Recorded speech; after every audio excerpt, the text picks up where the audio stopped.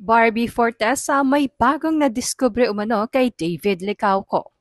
Matapos ngang maging magkatambal sa dalawang hit teleserye ng GMA7, ay mas nakilala pa umano ni Barbie Fortesa ang kanyang leading man na si David Licauco. Matatandaang talagang pumatok sa publiko ang tambalan nilang Barda dahil sa Maria Clara at Ibarra, na nasundan pa nga ng maging sino ka man.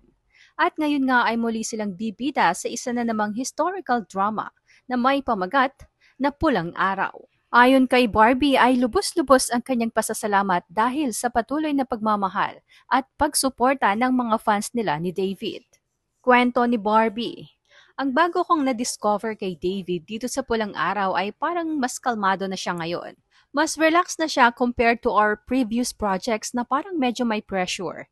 Ngayon may pressure pa rin, may challenge, pero nakita ko sa kanya yung confidence na nag-gain niya dahil nagsunod-sunod yung projects namin. At saka natutuwa ako sa kanya kasi kahit siya nanonood din siya ng mga movies with reference to his character. Nagre-research na siya tungkol sa character niya, tungkol sa istorya, tungkol sa show.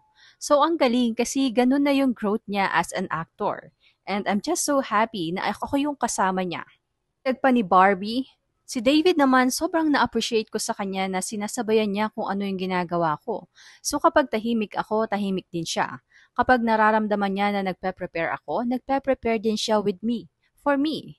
Pagbabahagi pa ni Barbie. Samantala, mapapanood naman sa July 10 ang That Kind of Love sa mga sinihan nationwide, habang sa July 21 naman magsisimulang umere ang Pulang Araw kung saan kasama sina Sanya Lopez, Alden Richards at Dennis Trillo.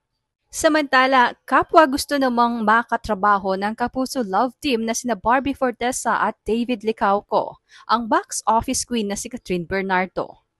Matagal na umanong minamanifest ni David na makasama sa isang proyekto si Catherine Bernardo at magkaroon ng Star Cinema movie. Ayon kay David ay talagang idol niya daw kasi si Catherine. Kaya kahit support lang daw ang role niya, basta raw makawork niya ang actress ay masaya na siya. Samantala, nang matanong naman si Barbie patungkol sa pagkukumpara sa kanila ni Catherine Bernardo, ay natanong ang actress kung saan nga ba mas nape-pressure ang kapuso primetime princess. Ang palagi nga bang makumpara kay Catherine Bernardo o ang laging tanong sa kanila ni David kung posible bang maging sila in real life? Maingat na sagot ni Barbie. Actually, naku, hindi ko alam kung paano ko po sasagutin yan.